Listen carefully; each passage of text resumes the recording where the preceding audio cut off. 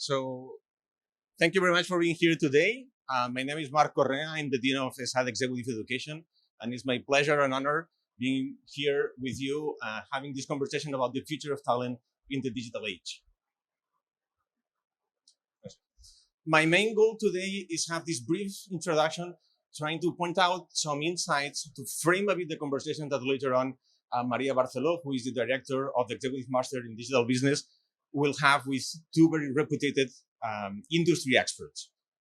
So any conversation about talent today have to keep in mind this concept named by Professor Klotz from Texas A&M, that is the concept of the Great Resignation. What is happening right now in the world of talent is that thousands, even millions of people are leaving, quitting their jobs due to the current situation. And these people are quitting their jobs, trying to rethink the long-term goals of their careers, their aspirations, as well as a better work-life balance. This headline from last month from CNBC says that roughly 47 million of people quit their jobs last year. This is 5 more million than the figure pre-COVID. Exactly the same day, the European point of view, Financial Times, has this headline: the Great Resignation is not going away. So the Great Resignation is not something that's happening right now just in the States. It's something that is happening across the globe. Even the China economy is suffering the effects of this Great Resignation. But Great Resignation, again, is not something that's happening at the lowest level of the organizational pyramid. It's happening across the organizational pyramid. Last week, the New York Times had this headline: the Great Resignation comes for the C-suite. So this changed dramatically the way that we're going to face all the challenges that comes in terms of managing talent, how we're going to recruit talent, how we're going to retain talent, because people is changing works, looking for new opportunities and new challenges. There are two main sectors that has been strongly affected by the Great Resignation. The first one is the healthcare, and obviously that's because the COVID context. But the second one is the digital sector. According to this report from Boston Consulting Group, 40% of the current people that have digital skills are hunting for jobs. And 73%, meaning almost everyone, in 2-3 years will look for a job, a new job. Why? On that side of the screen, you have the answer. People is looking for better challenge, better career opportunities, and better work-life balance. As I said before, this is radically changing and affecting the way that we have to implement policies in organizations in order to retain talent, in order to develop talent. How are we going to do that if somebody will leave in 2-3 years? And we already know that. Another consequences of the post-pandemic world is this restructuring of the world of work. Now we are living in a hybrid world of work. This headline from LinkedIn says that 87% of employees wants to remain remote most of the time. 3 years ago, nobody would believe that that could be a real headline. And now everybody agreed that that's the future. So this has tremendous implication again in terms of talent recruitment, talent management, talent development. The markets are no longer the local ones. I don't need to recruit people in Barcelona to work in Barcelona. I can recruit people from around the world to work here in Barcelona, and just the other way around. From Barcelona, I can work for 2 years in the States, and the next 2 years I can work in China with no problem. But this has a super great upside. At the same time, some challenges that need to be faced and solved by organizations. What kind of competencies, what kind of skills do we need to have to work in an environment like that? When we're going to have probably the closest person will be in a 6 hours flight distance. Or does the leaders leading this workforce, do they have the proper skill set to lead a remote workforce that it's going under these kind of situations? So these are some of the questions that when we approach the talent and the talent management, we need to consider. Companies have spent a lot of time during the pandemic investing in the upskilling and reskilling. We provide a lot of new competencies, a lot of new skills for these people that has to move to work on the remote environment. The question is, was that just an emergency measure or that this is a strong structural measure and we need to keep upskilling and reskilling people. If that's the case, what is the set of skills that do we need for leaders and for workers to be able to be effective when they are working remotely? If we take a look in a broader perspective into the world of competencies and skills, what kind of skills will be needed in the future? There is a large agreement between all the reports. This is from McKinsey. There are others from Boston Consulting Group for the World Economic Forum, but all of them agree more or less on the same kind of competencies: leadership, interpersonal skills, empathy, creativity, advanced IT skills, and programming. Those are the skills for the future. But here, all those skills are structured in three different categories: social emotional skills, advanced cognitive skills, and technological skills. I would like to give a different look of this data and the data that's published when we talk about the future competencies and skills. Rather than going through these traditional categories, let me suggest a new approach. Of course, some of these skills can be labeled under the category of soft skills, basically socio-emotional. Others can be tackled under the hard skills tag with a very cognitive weight. But there is a third kind of skills that are not present usually on the report. That is what I call the consequences of rewiring the brains of the executives, rewiring the brains of executives in order to be able to provide new ways of thinking, new ways of facing the future challenge that the executive will need to face. Hard skills are needed, soft skills are needed, but there is another category that it's hidden in all the reports, but the data is here, that says that people need to develop new approach to think differently. Things like critical thinking, full spectrum thinking, computational thinking. This will be, from my humble point of view, what the future executives need to focus on. Otherwise, we cannot prepare everyone with specific recipes to solve certain problems. What we can do as business schools, as an organization, is to provide new ways of approaching the future and new ways of thinking to face the challenge that will come in the coming years. Going back to the same slide that I showed before, we talked about that one of the strategies that companies are following in order to reduce the skills gap is through the classical upskilling and reskilling in the people that is full-time employee. Okay, but let's look at the last column of this graph. It's a contracting one. A new kind of economy is coming, what we call the gig economy. A pool of freelancers, a pool of independent contractors that are providing services, providing knowledge and skills for a short period of time to a given company to solve the specific needs that this company has. This has a huge upside. We can leverage on that for fix a lot of problems that organizations and companies have. But at the same time, we're facing a lot of new challenges that we need to solve. How can we guarantee that one person that is working for 7 different companies at the same time will have some kind of cultural alignment with my specific company? Who's going to take charge of developing the talent of those people that is just working for me for a short period of time, a few hours a day during a few weeks? How are we going to create a sense of belonging if I'm working at the same time for 3 different companies? So all these challenges are something that as organizations we need to think about, and we need to find answers. And I'm sure that the next conversation that we're going to have will provide some insights on this regard.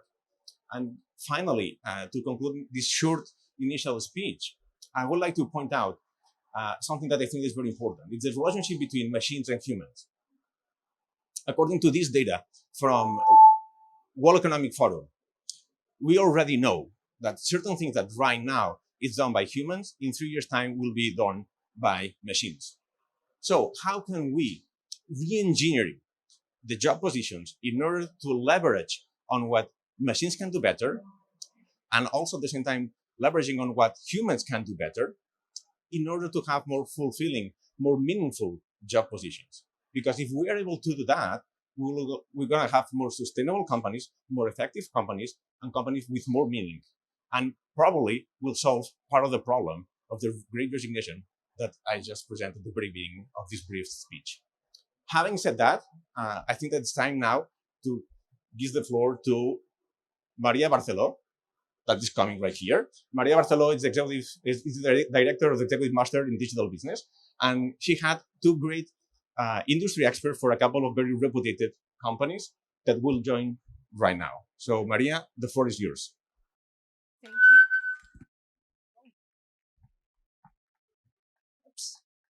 Thank you. Thank you very much, Mark, for your very interesting insights in this opening session. I think you have pointed out very interesting topics like the great resignation, the skills required from now to the future, reskilling and upskilling process, offshoring talent in an even more global and digital world, and so interesting. As you have pointed out, this last year there is a big transformation in the workplace right now. We have to talk about that. We have to be prepared, and we have to ask the reason why is if we are ready to afford this new digital talent age. So for that reason, we have here two main panelists that are Mark Sanz and Tomek Estoma, that I invited you to come to the stand. Mark Sanz Lopez, he is the head of Google Education for Southern, Central, Eastern Europe, also for Middle East and Africa. And Mark and Tomek Estoma is the people director at Technology in Global. So thank you very much for staying with us together. We like to talk about a lot of topics that Mark has pointed out. And first of all, I would like you to talk about your company's strategy. What are you doing, Mark, in Google Education, you to make in people culture at Global? So I give you the floor, Mark, to talk about your company, and after we have some questions. Thanks so much, Maria. Hi, everyone. That's clearly a lack of chairs here. Thanks, everyone, for coming. First of all, I want to divert very slightly for a moment, because I always make a big emphasis that the two last names should be put there, because Lopez is my second last name. And the reason, I'm sorry for the derail here, the reason is that Spanish, one of the good things we have is that we're either one of the less sexiest languages in terms of woman identity, because the woman doesn't lose her identity when she marries, and the children bears the last name of the mother. So I encourage everyone to put the second last name. So sorry for the derail there, but yeah, Lopez for the win. So hi, everyone. I lead Google for Education. I've done that for over 9.5 years in different regions in EMEA, Europe, Middle East, and Africa. The main goal we have is to bring the best of Google to the classroom, which means a lot of things, right? It's very vague. What it means in reality is that we work with all the formal education, kind of like stacked layer of schools, groups of schools, ministries of education, regional and national, and different institutions and strategic partners to try and help improve learning outcomes. Now, I chose those two words very carefully because transforming education, I think, is something that doesn't mean anything anymore. We've used it so much. We haven't really transformed it for all the years we've said it. But we definitely doing different things, right? One more practical is digitizing education. Digitizing education does not improve learning outcomes per se. That's worth saying. Digitizing is foundational above which we can build a building. But if we only do the foundation, we're actually not doing anything. That's one of the main challenges I encounter with so many ministries and so many schools. They do big investments in education, and there's really not a result to speak about it afterwards. So the return of investment is actually not great in that sense. So we focus a lot on understanding how can we actually exploit or take advantage of digitalization so that it actually improves learning outcomes, so that it actually drives equity. And that's actually really, really hard because on the learning outcome part, we invest a lot in training, and I think we've gotten really good at it. But on the equity part, as we'll see, I think one of the problems is that technology is driving less equity and a bigger divide generally. So that has to be taken into account. I'll stop there. I could speak for hours. So thank you very much, Mark. We are going to talk a little bit later about all of that. Tomek, the floor is yours. Yes. So welcome everyone. I'm Tomek. I'm actually Polish, so I came here to Barcelona directly to work for Glovo 2.5 years ago, and it has been an amazing journey. Originally, I'm a psychologist and coach and a trainer, so I suppose this is the right topic for me to talk about talent and growth. At Glovo, I'm responsible for something that we call people department for tech. So I'm working directly with engineers, data designers, product managers to make sure that anything that we do is for them and with them is human centered. So also I try to bring my own personal values as a coach and a psychologist to make sure that the every HR process that we have at Glovo is human centered. So that's my job. About Glovo itself, I hope you have used it at least once if you are here in Barcelona or somewhere in Europe. I actually wanted to tell a story about my interview because, we're going to be talking about Great Resignation, so I'm going to be talking about joining Glovo. Usually when you do interviews, and I'm also responsible for a talent acquisition department here at Glovo, usually when you do interviews, you talk a lot about competencies and you ask a lot of competency-based questions. But at Glovo, we do something more, which we ask a lot of value-based competencies. And this is something that is super important for us, that our culture is a non-vanilla culture, that we are very specific about our values, that we are very specific about how we invest our efforts, and that they are value-based. And one of my favorite values of Glovo is stay humble, which is basically making sure that everybody is grounded, that they learn every day, that they are open to feedback, that they're having their minds open to receive feedback, to deliver feedback, but also to learn every day, to experiment, to innovate.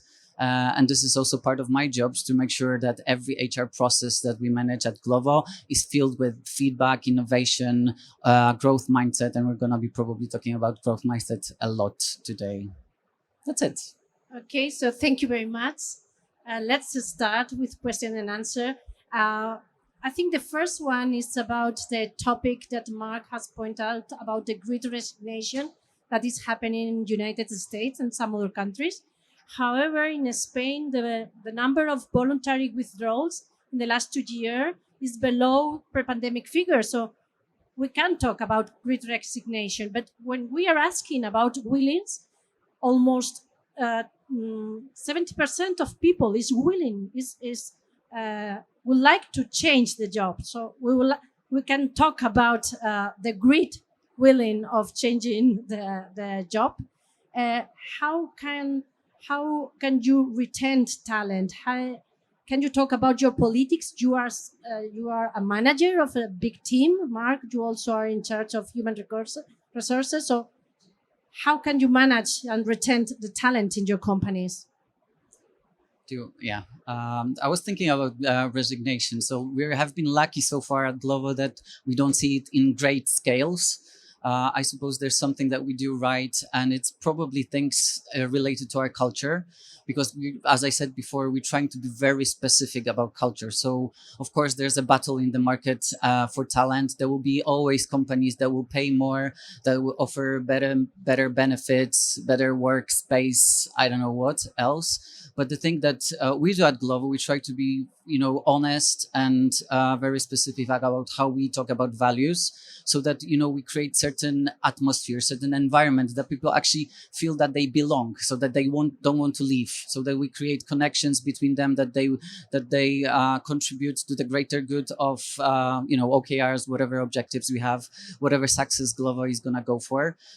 So that's definitely one thing, being strong about the culture, about the values. And I was thinking about the Great Resignation also. Like I've done some research on this, why people leave across the globe.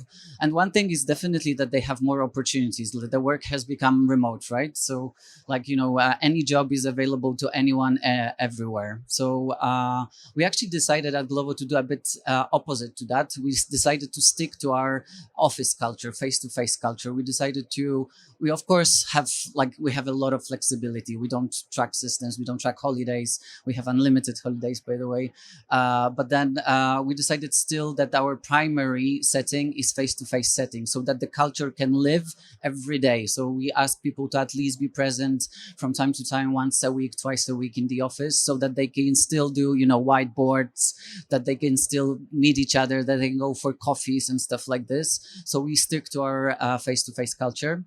And then the other thing that I think Great Resignation is rooted to is that there's a bit of a value crisis. So I do believe that people across the world are, like, because of the pandemic and maybe now because of the war, they're rethinking what they do believe in.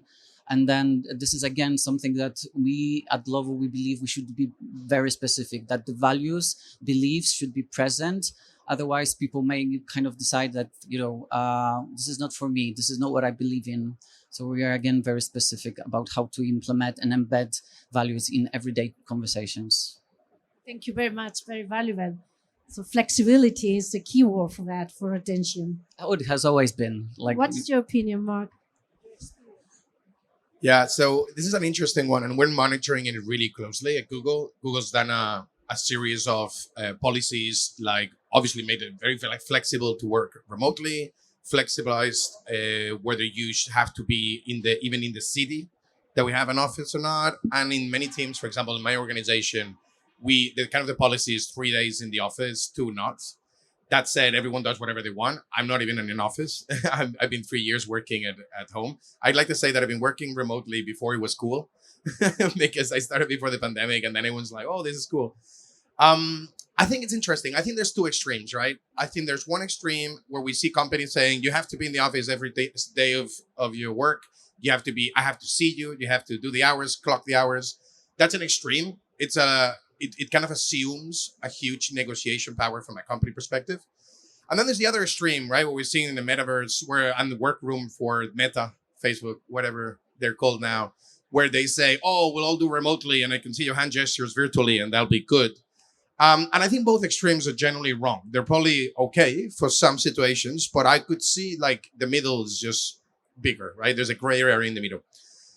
The reality is that the job markets are becoming really flexible. They're becoming really competitive. And that actually affects both candidates or employees and employers equally, but unequally within those 2 spaces. What do I mean with this? That there's companies that now can hire remote workers that are much better than those they had locally. That means those workers are in a disadvantage. If you're not competitively remotely, you might not be competitive on site either.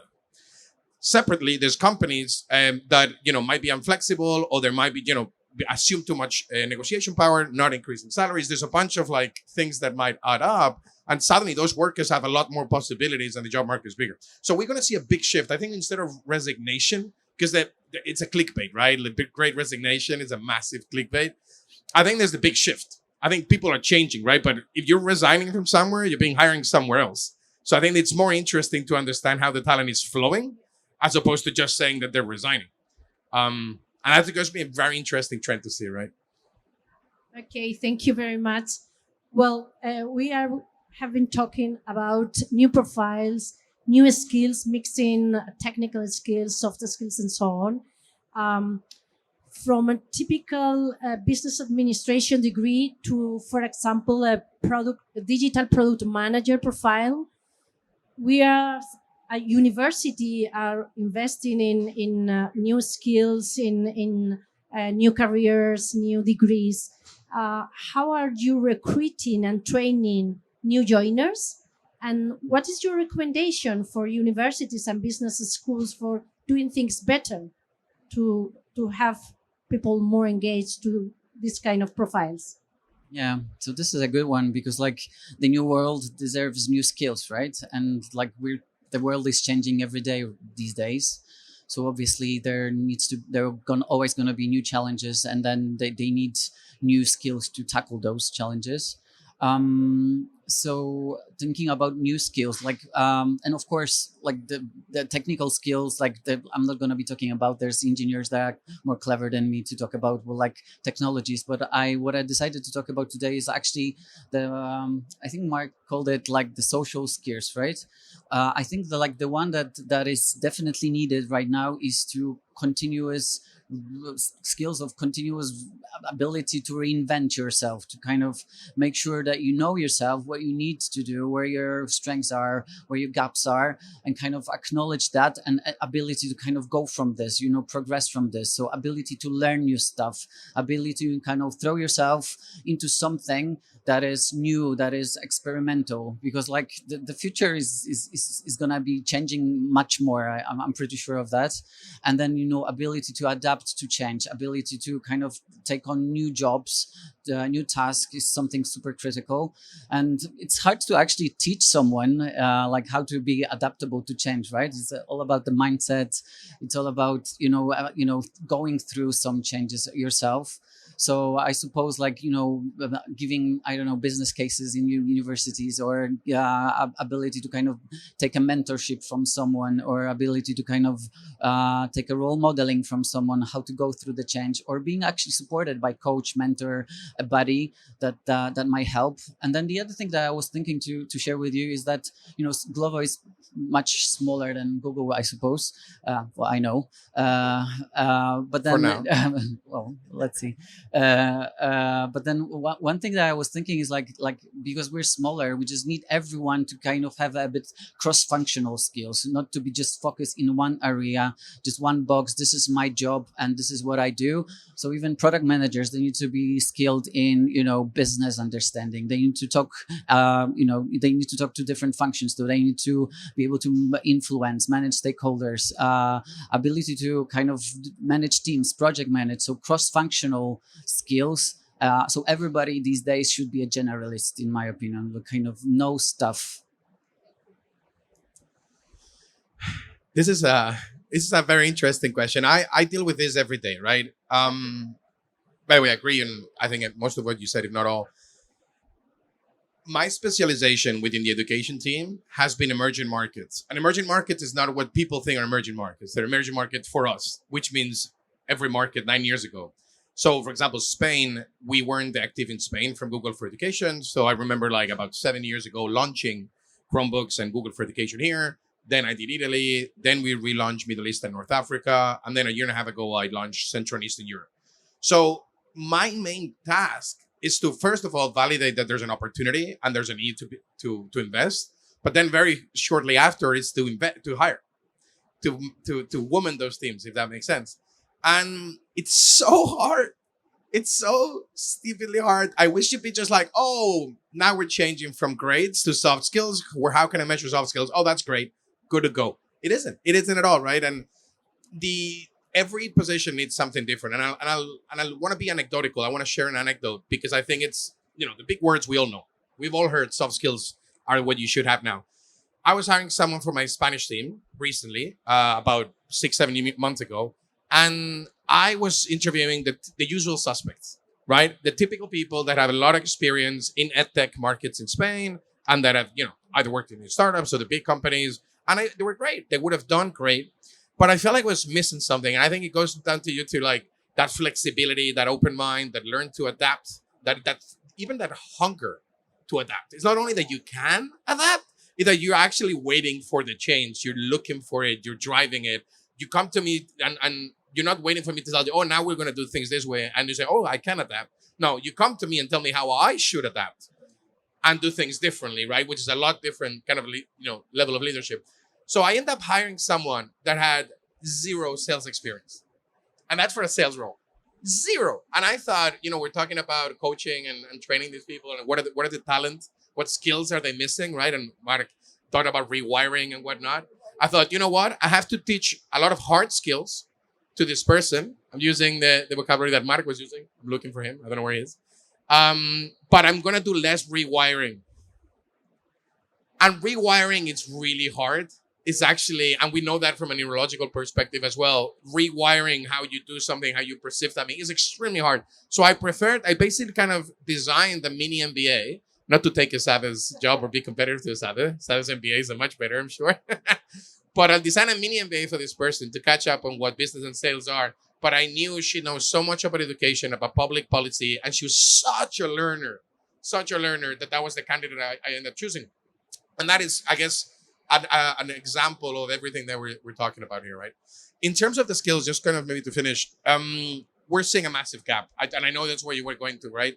We're seeing a massive gap on just navigating the complexity and the dynamics of today's world. And that one of the ways we try to fix that in Google is by launching certifications that are called professional certifications. So we have project management, we have UX, we have data analytics, and those are like over 100-hour certifications from Google that will directly land you a job. Right? Not sure if it's Google or not. I know we are hiring from those people, but in general, they just will increase your employability more than some university degrees will. And it's sad in a way. I'm not comparing.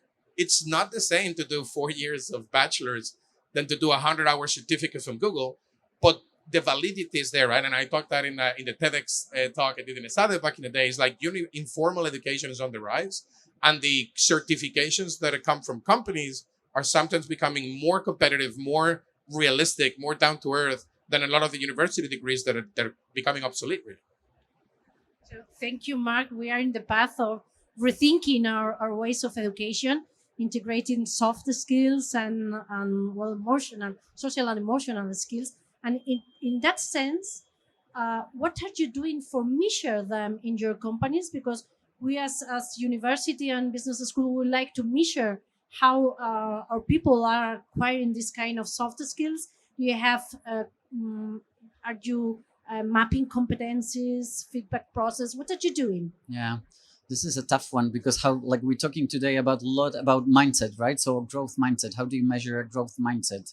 Does somebody have it or not? And actually, we try to do it through our interview process because, like, growth mindset, we call it, glow ownership, right? To kind of be able to throw yourself into something, own it, and deliver. Whatever you call it, this is still a kind of a very vague phenomena, and how to actually measure that, and how to say, like, you have it, you don't. Which is also quite harmful, by the way, to say to somebody, like, you don't have a potential, you don't have a growth mindset. But then what we try to do is, like, we're not that far advanced, to be fair, at Glovo with psychometric tools. We're not doing them, but there's something that we do daily. It's basically feedback. So we have our feedback culture. We make sure that everyone feels entitled to and feel empowered to give anyone else a feedback, and also we receive feedback, because this is the way to measure, right? If people have the skills. If you tell somebody that I've noticed how well you've managed that meeting, how well you answered the questions from the audience, how well you kind of picked up from somebody's thoughts, this is already a measurement of some sort, because somebody else has noticed certain behaviors. And competencies are behaviors. So at the end of the day, you get certain measurement. You get some kind of a feedback loop on how well you are doing. So this is something that we strongly believe at Glovo, and feedback is like the blood of our culture. So whatever we do with our values, whatever we do with our career development, whatever we do with interviewing, it has to be based through feedback. And we do have competency models, so that we make it easier for everyone, so that we have certain expectations written down, but that's just on top of it. Yeah. I like to say that Google's competitive advantage is not technology, which is what I think everyone thinks it is. It's human resources. By the way, I might have an opening comic too. Just kidding. I'm staying where I am for now. I'm just kidding. But it is human resources because we invest so much, on the one hand, on getting perceived to be, the best company to work for, and those kind of marketing part, but also because we do a lot of data-driven research on this exact topic, right? So, for example, back in like a few years back, maybe 3-4 years back, pandemic years have made everything longer, haven't it? They did some research, and they basically understood. They try to correlate the type of questions that we asked with future performance in the company, because every 6 months we have performance evaluation. So you have a very comprehensive set of data points to track someone's performance.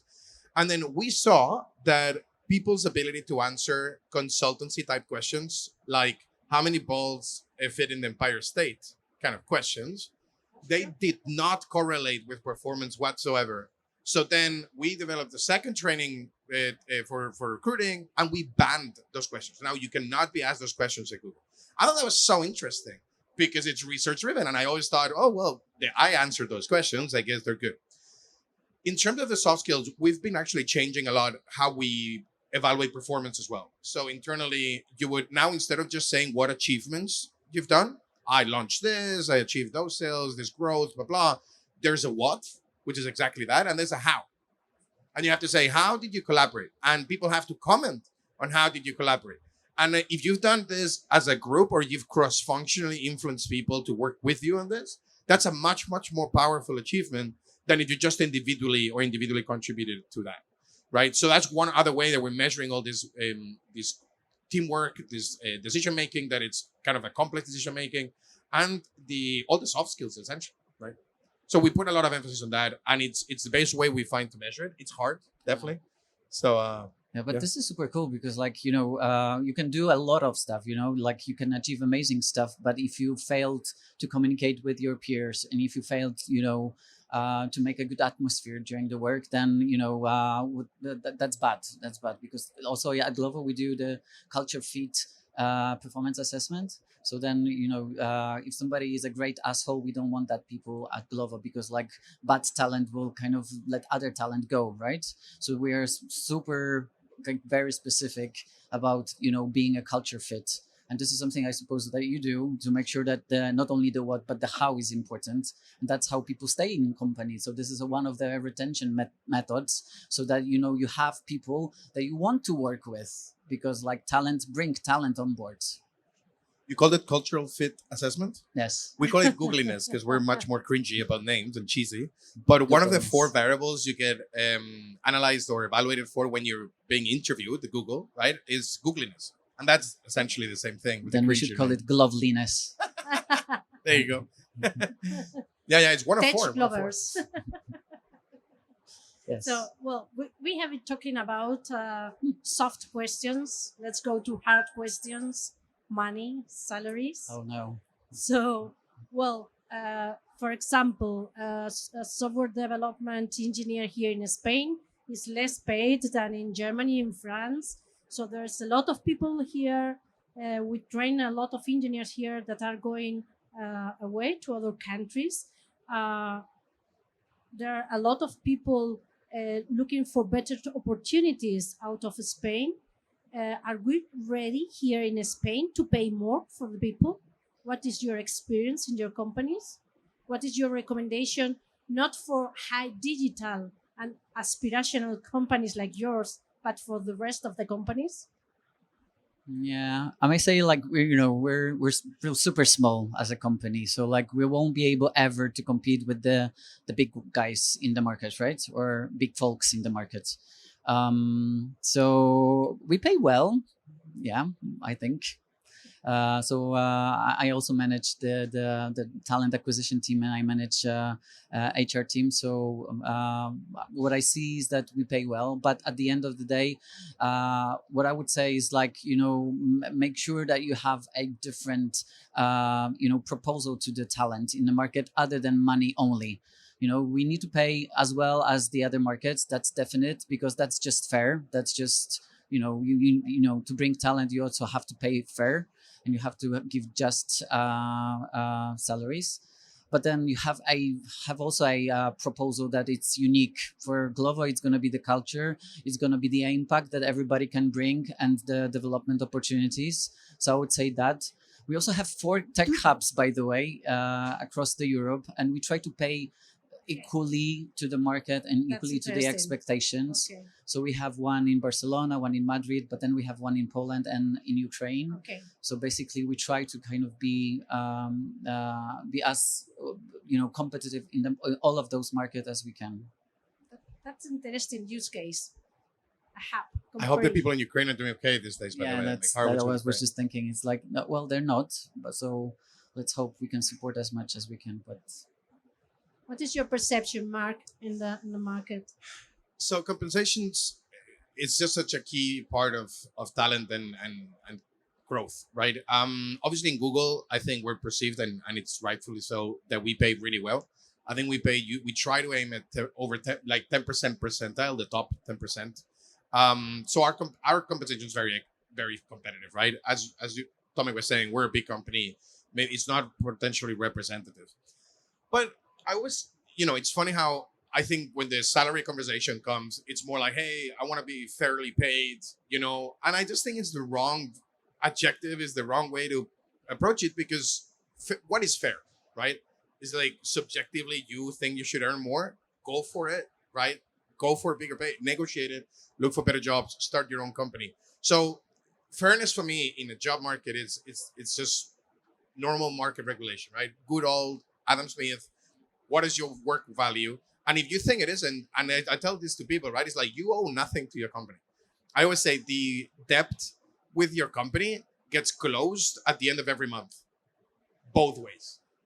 They don't owe you anything, and you don't owe them anything. And people are like, oh, I've been here so many years. It's like end of every month, settle to zero, back to scratch. You have to decide how much you're worth. If you don't think you're worth more, if you don't apply to all other roles, other companies, start to your own thing, do passive income, so popular these days, then it's on you, and you're actually not worth more if you don't look for more, right? That's also something I coach quite a few people, and unfortunately, one of the things that the statistics are clear, and I see too, is that women actually ask for raises a lot less.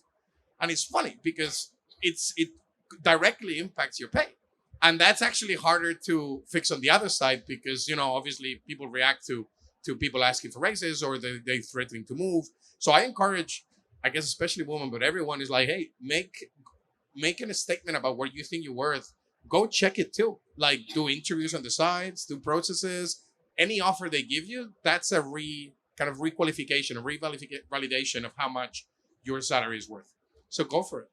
Okay, thank you very much. Well, I have some more questions, but at this point, I would like to say thank you for all the audience of being here.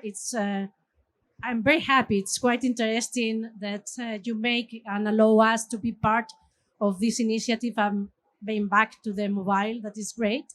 So I ask you if you have any question that you would like to make to our panelists. Do we have a microphone?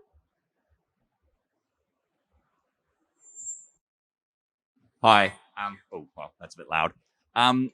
Just to, staying on the pandemic, and we're seeing a new wave of people join the workforce.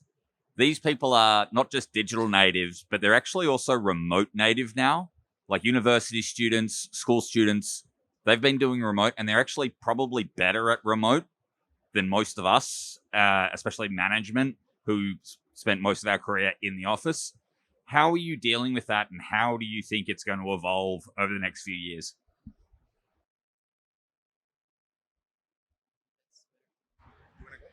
Well, we do office work still. So I'm not sure if I have a good answer to that.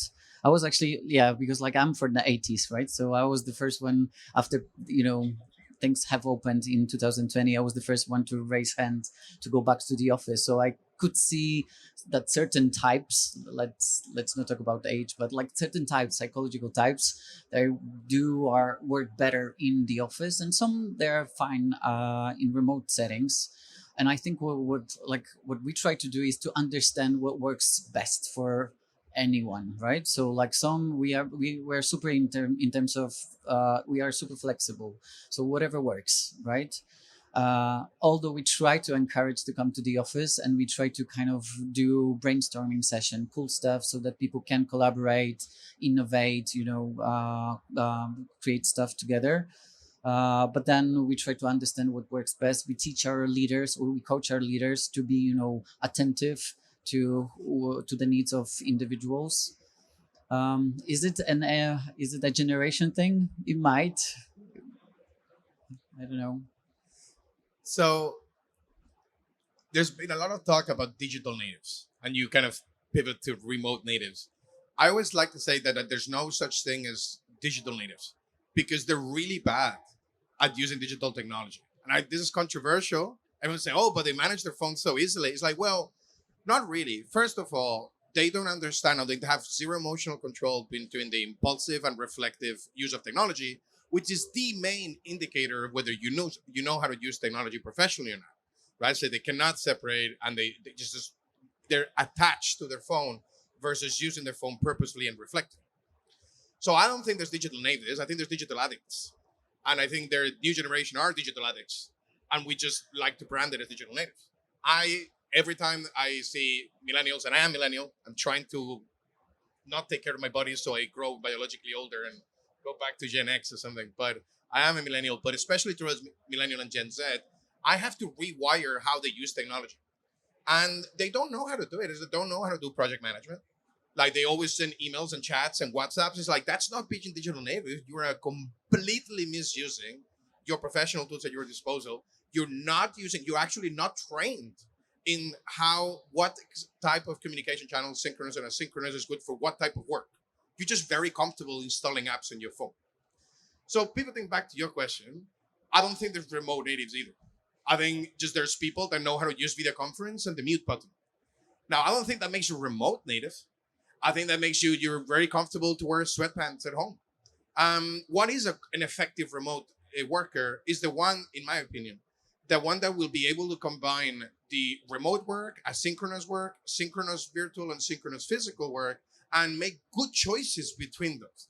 Understand that, for example, I think it was Stanford that researched the water cooler effect, right? That idea is that the amount of informal conversations that happen within a physical space.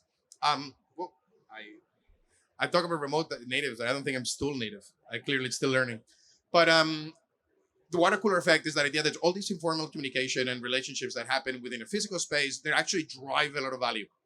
If you haven't read it, water cooler effect, it's really interesting. That needs to happen. That needs to happen, or you will lose competitive long term, and it'll be a slow death, by the way, because everyone will be so siloed. Loyalty and churn, loyalty will reduce, churn will increase, innovation and cross-functional, spontaneous information exchange will increase. Politics will increase as well in the bad way, because people won't have relationships to kind of like have that good cooliness or culture feel around it. So the remote worker is that will be able to mix all those elements. And I do think that we will not go 100% remote. I am more on Tomek's side here, maybe a little more flexible. I do think there will be a certain level of jobs that will stay remote, but I don't think the majority will. And it's a matter of just competitiveness and innovation. Hi. Hi. So I work at a large university in the UK. And I was wondering if I could be cheeky and ask for a prediction. This is the 4 years from now event. So 4 years from now and beyond, what do you think will happen to universities in relation to talent? Will it be improved? Will they get less? Will they not exist? Yeah, this resonates with me a lot. I'm gonna be even cheekier than you because I'm Spanish. I'm gonna plug in that I did a TEDx talk a few years ago that will schools exist 50 years from now? So I guess I went above the 4-year prediction, but universities are in great danger, especially in places like the UK or Spain or the Western world as we know it, for two main reasons. The one is the one that everyone knows, which is they're becoming a bit of obsolete. They're very rigid. They have very, very kind of strict requirements, one of many to be there and to be allowed to be there, right? Visas and everything. And the soft skills and blah, blah. And everyone knows this part. So I won't elaborate on that one. The second one that I talk in the TEDx talk is the population pyramids. We have constricted population pyramids in the Western world, which means they're smaller in the bottom, that they're bigger and they're bigger in the top. That means that every year you have the same buildings to fill, university and school-wise, but there's less students. And that is interesting because, well, first of all, that's enough for you to having a very hard time for the next 20 years, right? Or more. So it's just going to be a fierce fight. But also I'm seeing that this is a vicious circle that is actually making universities even less competitive, because universities and schools are going in the route of what I call educational marketing. Like a lot of people buy technology from Google because they want to say they're Google school. And I'm like, I'm not even talking to a head teacher. He's like, where's the teacher? Is the teacher involved in this technology investment and transformation of the classroom we're supposed to do in this class? They're not even involved. This is director, head of marketing, tuitions, IT, right? And that's extreme mistake. That is one of the most serious mistakes I'm seeing in educational institutions. So developing the actual long-term survivability, the evolution you need to make to cover the first reason, which is that you're becoming obsolete, you have to become more flexible, less rigid, etc. It could be counter the other threat, right? Which is like short term. I need tuitions on September. I need them tomorrow, and I need to if I need to shift to attracting like the Japanese, Chinese, Canadian, and U.S. market because now I'm doing hybrid and whatnot. I'm losing the locals because I'm disconnecting with them. I don't envy your position, sir. I'm just kidding. I'm being a bit harsh. But Thank you for your yeah. question. Thank you for your answer, and thank you very much for your question. I think it's rather relevant. We have one more question, just one. Please make a short answer. So I really like the point that you mentioned of let's forget about the Great Resignation because in fact it's a shift of employees from one place to the other. Last week I was talking with a couple of founders of edtech startups in Latin America, and they were saying that now more and more with this remote work, it's very difficult to find tech talent willing to work for local startups in Latin America because they get paid 3 times, 4 times working for American companies or European companies. So 4 years from now, do you think that, what are your views on the fact that maybe only the big tech companies will be the ones willing or able to attract all this talent in emerging markets? So all the tech talent would really work for the big companies rather than for local startups. Is that for both of us or for me? It's hard to say. First of all, I'm not an expert on the labor market, right? In per se, so I don't think I'm an authority. I don't think I'm an authority in this. While the universities, I feel more comfortable trashing the gentleman here, if he allows me to. Listen, big companies can't hire everyone, right? There's a limit to the people. Like Google is one of the biggest companies in the world, and we have between 100 and 200,000 employees. Ain't that many, right? Like, I don't think that is the reason no one's getting a job, right? Or no one's getting like talent. I think as a startup, you're always not competitive, whether you're in South America or you're in Barcelona or Hospitalet. Like, you're not going to be competitive against majority of the market, and that has always been substituted by 2 things.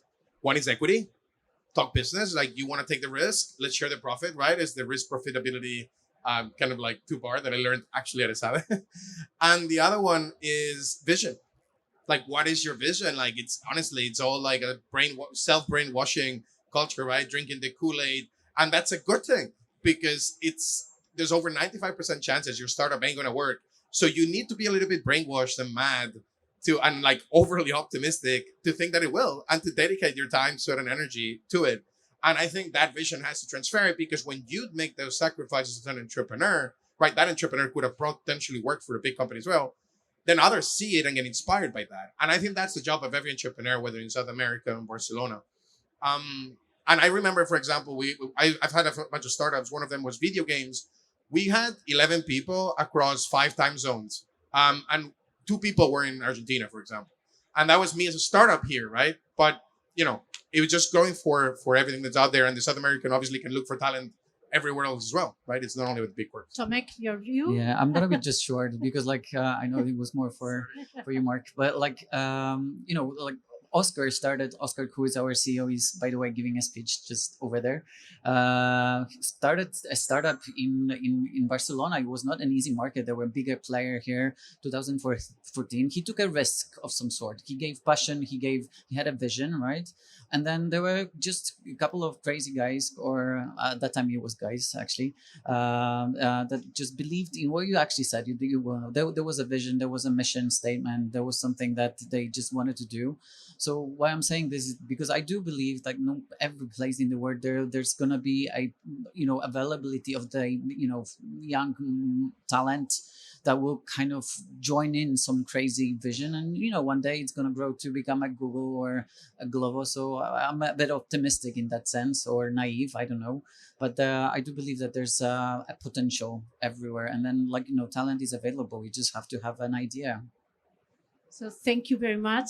The conversation must continue downstairs. So, thank you very much for the audience for your participation Thank you so and much. your attendance. Thank you, Mark Correa. Thank you, Mark Lopez. Thank you, Tomek Stoma, for your participation. It has been a pleasure.